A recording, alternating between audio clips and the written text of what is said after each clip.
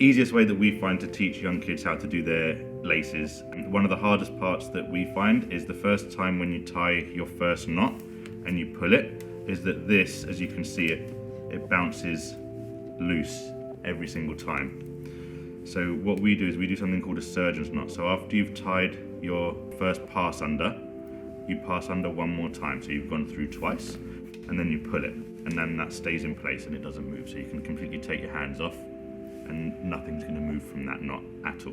Then we find that because obviously kids are starting to learn this at quite a young age, we tend to try and repeat as many actions as possible. So for this, the bunny ears method, or I like to call it the repeated actions method, so you make a loop on one side and a loop on the other side, and then all you're doing is repeating the action of the first knot that you made, but with the loops. So you're just going to cross them and put one underneath the other and pull.